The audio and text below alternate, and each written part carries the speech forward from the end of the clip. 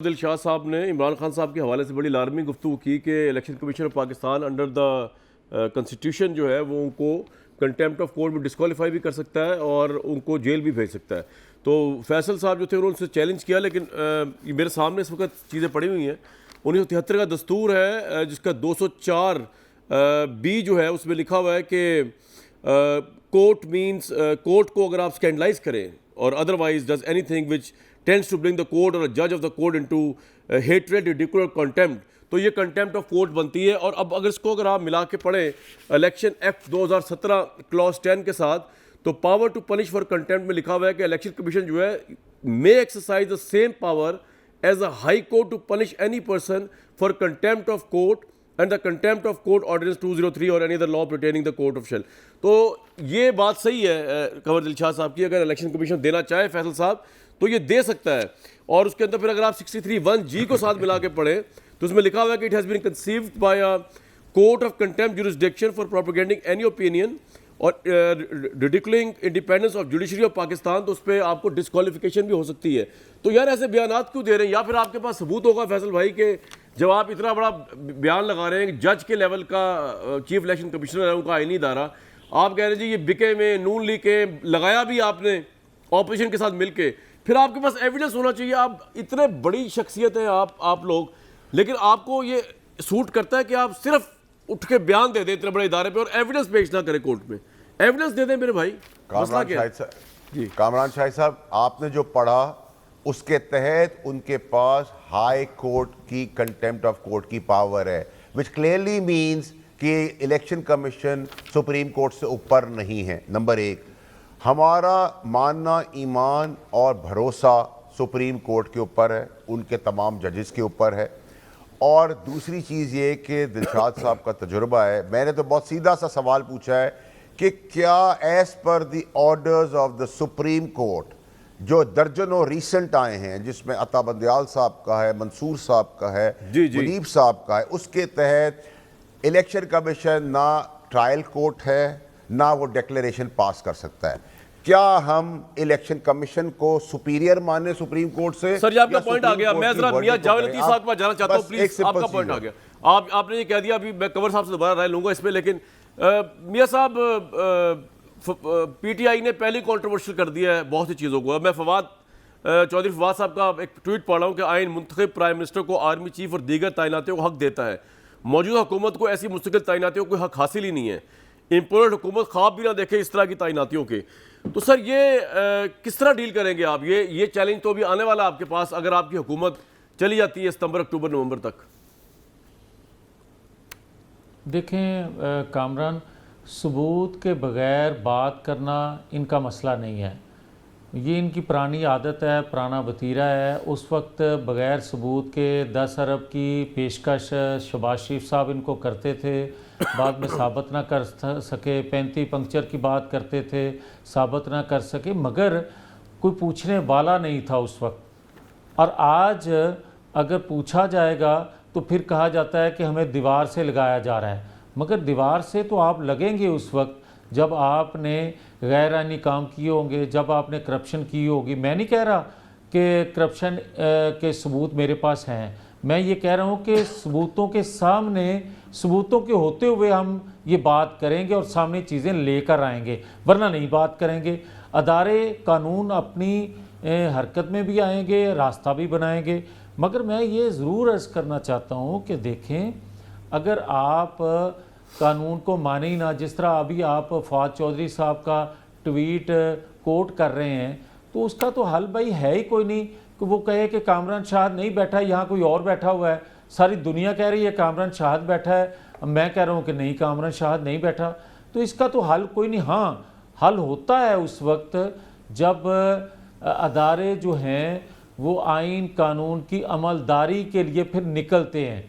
तो मैं ये समझता हूँ कि ये 2-4 दिन 10 दिन जी फैसल भाई, आप फड़फड़ाना है वो फड़फड़ा लें, मगर उसके बाद एक वक्त आने वाला है कि जब ये फड़फड़ाते भी होंगे मगर आइन कानून अमलदारी के लिए भी मैदान में होगा।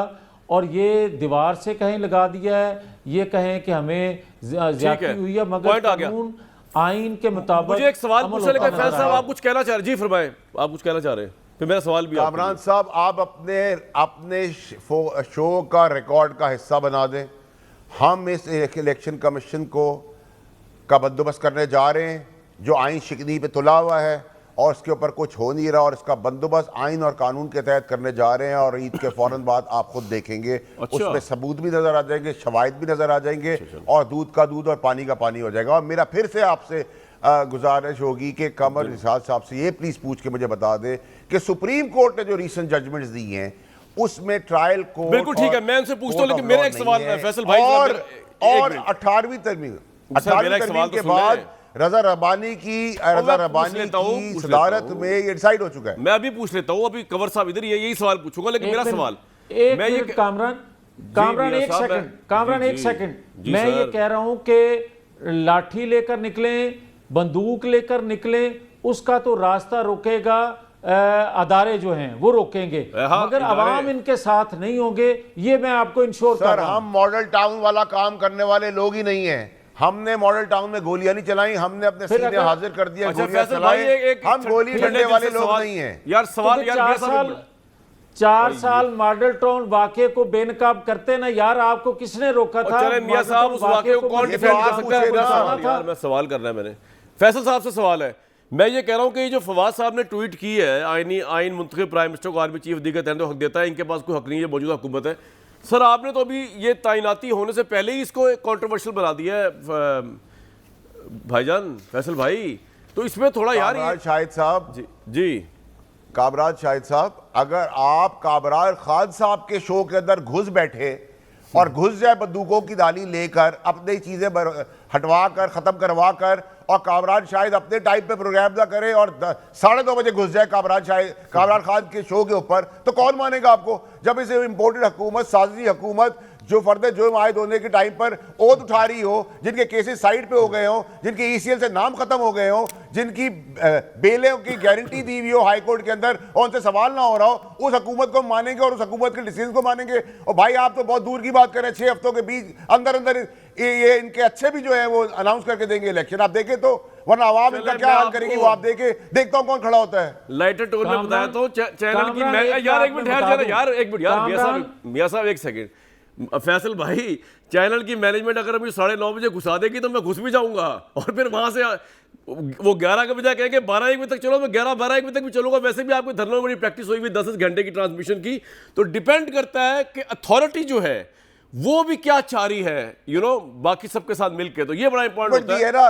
ये स्टेटमेंट से आप अगला प्रोग्राम आपका करेंगे, यही इसी स्टेटमेंट के ऊपर। बहुत अच्छा सवाल किया आपने। ये मैंने चैनल की इंटरनल बात बताई है कि चैनल की अथॉरिटी जो चाहेगी वही होगा। आप पता नहीं मामला कहां लेके जा रहे हैं। ये चैनल की आपने जो मैनेजमेंट की बात बताई है, मैं इसको ब्रॉडर मैनेजमेंट पे लेके जाऊंगा अगले, वो आप ले जाएगा नेक्स्ट प्रोग्राम में भाई। अभी तो जाएंगे कंवर दिलशाद, फिर आएंगे मियां साहब। कंवर साहब ये तो आपकी अथॉरिटी मान ही रहे मेरे भाई, ये क्या सुन रहा हूं मैं कंवर दिलशाद साहब? नहीं, बात यह है, ठीक है, फैसल वाडा साहब भी की हद तक दुरुस्त फरमा रहे हैं। अभी इनका केस अभी सुप्रीम कोर्ट ऑफ पाकिस्तान में ज़ेर समाअत है, वो सेनेट की इलेक्शन के हवाले से वो एक जजमेंट आ जाएगी कि इलेक्शन कमीशन पाकिस्तान के हुक्म का जो उन्होंने फैसला किया उसको तायद करते हैं या वाइड करते हैं या कदम करार देते हैं, उसके बाद सब बातें खुल जाएगी। लेकिन असूली तौर पर ठीक है कि इलेक्शन कमीशन पाकिस्तान के फैसले के ख़िलाफ़ अपीलें वो सुप्रीम कोर्ट ऑफ पाकिस्तान में ही जाएगी, वो ज़ैर इदारा है। लेकिन इलेक्शन कमीशन पाकिस्तान के पास भी आइन के आर्टिकल 218 के तहत मुकम्मल इख्तियारात हैं। और सर मुकम्मल, बिल्कुल आपका पॉइंट आ गया। मियां साहब तुझे कुछ कहना चाह रहे थे? हसरत रवे जान तो पहले भी कुछ कह लो। कामरान, मैं आपको ये सीधी सी बात कह रहा हूँ कि जो फवाद चौधरी के ट्वीट को आप कोट कर रहे हैं, मैं फिर से ये कह रहा हूँ कि ये किसी गलत फहमी में है कि कोई इनकी पीछे टेक दे के खड़ा है, वो चीज़ें नहीं होंगी। और ये इस खुशफहमी में रहते हुए कोई गलत कदम ना उठा आपने लें, बहुत एडवांस बात कर दी है, पछतावा रहे। आपने आगे की बात कर दी है कि आगे का ये सोच रहे हैं कि शायद वो नहीं तो वो नहीं। बहरहाल भाई इससे आगे तो फिर सभी के पर जलते